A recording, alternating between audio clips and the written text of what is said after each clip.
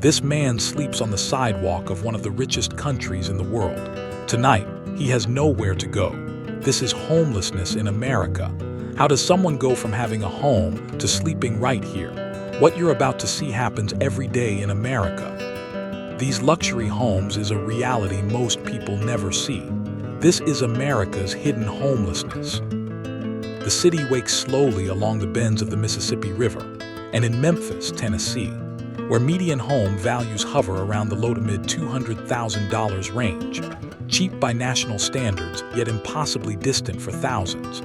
The morning light reveals a parallel world unfolding beneath overpasses, behind closed storefronts on Lamar Avenue, along the river bluff, and in the shadows of neighborhoods shaped by music, memory, and neglect, where homeless men and women rise from cardboard beds and damp blankets, folding their lives into backpacks before the city fully notices them. Because homelessness here is not a single story, but a chorus of voices shaped by lost jobs at warehouses, untreated mental illness, generational poverty, rising rents that outpace wages, medical debt, addiction, domestic violence, and the quiet erosion of hope.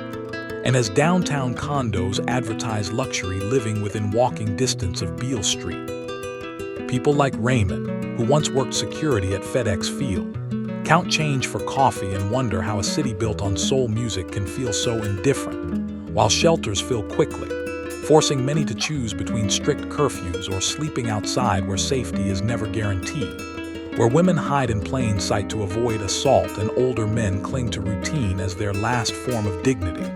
And as the day stretches on, the homeless population disperses, some panhandling near traffic lights, some searching dumpsters behind grocery stores, some lining up at soup kitchens run by overworked volunteers who know most faces by name, while statistics float above them like abstractions, numbers about housing shortages and income inequality that fail to capture the weight of carrying everything you own on your back. And in neighborhoods like Fraser and South Memphis, where boarded-up houses sit empty while people sleep outside, the contradiction becomes impossible to ignore. Because the problem is not only the absence of housing, but the presence of systems that fail repeatedly, cycling people through emergency rooms, jails, and temporary shelters without offering permanence. And when the heat of summer turns sidewalks into griddles or winter winds cut through thin coats, survival becomes a full-time job, pushing long-term plans out of reach. And yet within this struggle there are moments of fragile community, shared cigarettes, borrowed phones, jokes told to make the hours pass faster, a sense of belonging formed among those society has pushed aside. While outreach workers walk block to block trying to connect people to housing programs with years-long wait lists, and faith leaders preach compassion from pulpits just blocks away from encampments that will be cleared by police before the week is over. And at night, as the city's lights reflect off the river and tourists drift back to hotels, the homeless settle again into doorways and tents, listening to distant music and traffic, measuring time not in months or years but in meals and safe hours of sleep. And the question hangs heavy in the humid Memphis air: how a city with affordable home values compared to the rest of the nation can still leave so many without a place to belong, as the cycle repeats day after day, unseen by most, endured by many, and waiting, always waiting, for a future that feels just one policy change, one paycheck, one act of humanity away, yet never quite arrives. As the night deepens and the river air cools, the people without homes in Memphis slip into a half-sleep shaped by sirens, passing freight trains, and the constant calculation of danger, because rest is never complete when you are guarding your shoes, your bag, your body, and your place on the sidewalk. And by dawn the cycle begins again with aching joints and unanswered questions, as mothers with children move quietly to avoid attention, knowing that visibility can mean separation, while veterans replay old wars in their minds under bridges that echo with traffic, and young people, some barely out of their teens, navigate the streets after aging out of foster care with no safety net waiting for them. And throughout the city, opportunity feels unevenly distributed, as new developments rise near downtown and the medical district while public housing wait lists stretch for years, and caseworkers apologize with practiced sadness because funding has run out again. And every delay pushes people closer to the edge, where one bad night, one arrest for loitering, one untreated infection can undo months of fragile progress, and the irony remains sharp. In a city where home prices are still considered affordable by national standards, wages remain stagnant, rents climb steadily, and credit histories shattered by survival make even modest apartments unreachable. And so people adapt, forming routines that mimic stability. Same street corner, same meal times, same faces. Because predictability is the closest thing to peace. And still, shame follows them, carried in the way passersby avoid eye contact or clutch bags tighter. Forgetting how thin the line is between housed and unhoused, especially in a city shaped by economic shocks and racial inequality that did not begin yesterday. And when rain floods low-lying camps near the river or police issue notices to clear encampments for safety, entire communities are erased overnight, forcing people to start again with less than they had before. And yet hope flickers stubbornly in small victories. An ID finally replaced, a job interview scheduled, a bed secured in transitional housing, a phone call from a sister who hasn't given up yet. And these moments matter because they prove the story is not finished, even as exhaustion threatens to convince people otherwise. And as Memphis moves through another day, tour buses rolling, blues drifting from open doors, families driving past without seeing, the homeless remain woven into the city's fabric.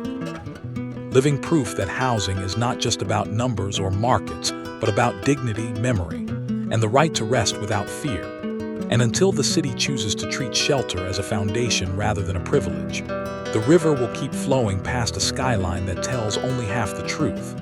While on the streets below, people continue to wait, endure, and survive, holding on to the belief that being unseen does not mean being unworthy, even when the world around them seems determined to forget. Time stretches differently for those living outside, and in Memphis the hours crawl beneath the weight of uncertainty, as days blur into one another marked only by meal schedules, shelter lotteries, and the slow wear of the body. And the city's rhythms, rush hour traffic, school bells, weekend crowds, move past them like a parallel universe they can see but rarely enter, while the promise of stability feels perpetually postponed, and stories circulate among the homeless like cautionary tales. Someone finally housed only to lose it after missing one appointment. Someone clean for months who relapsed after sleeping through a storm. Someone who vanished after an encampment sweep and was never heard from again. And these stories settle deep, shaping behavior, breeding mistrust.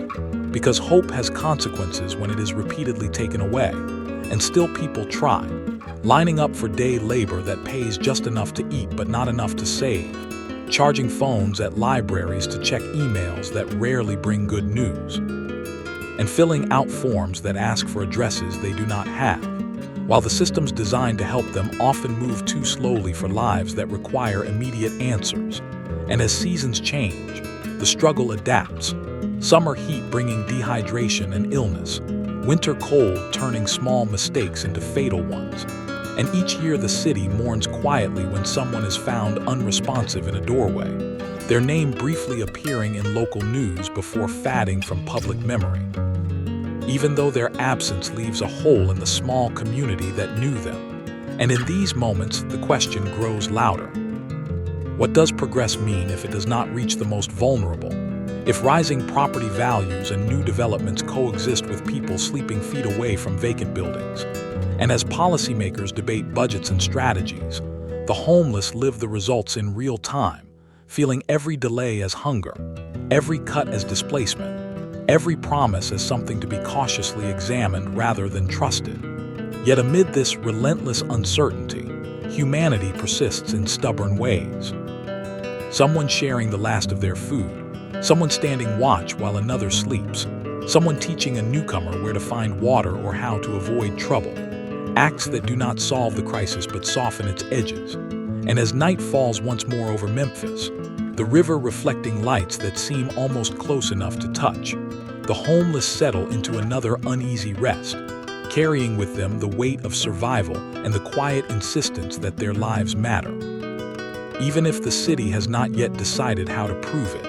And so the story continues, unresolved, unfolding one long day at a time, waiting not for sympathy alone, but for action that turns the idea of home into something real.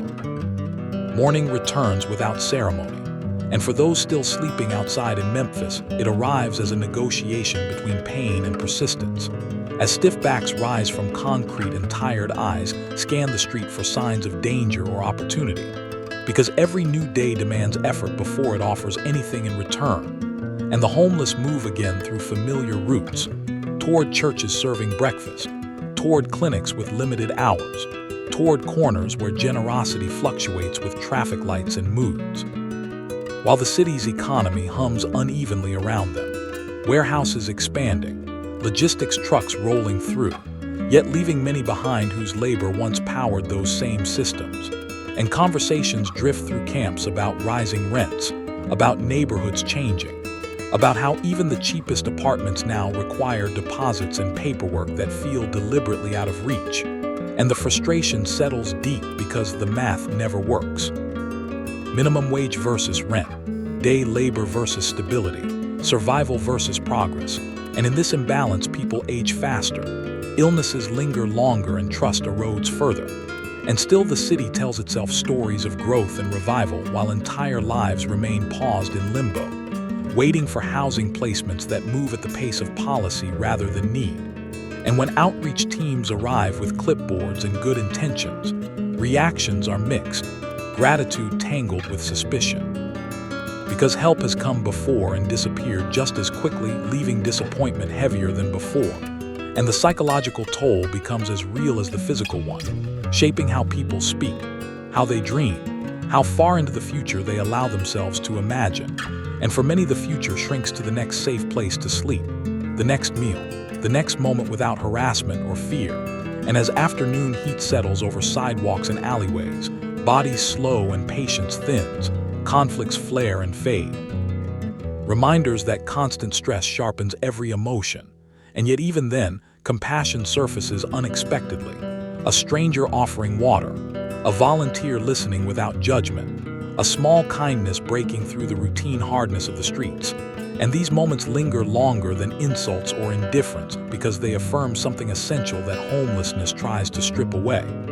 And as dusk approaches again, people prepare for night with practiced efficiency, choosing locations based on light, noise, and memory of what happened there before, knowing that darkness changes everything. And while the city's music drifts through open doors and cars glide past unaware, the homeless settle once more into watchful stillness, holding onto endurance as both shield and burden. And the question persists, unanswered and unavoidable, echoing through another completed day.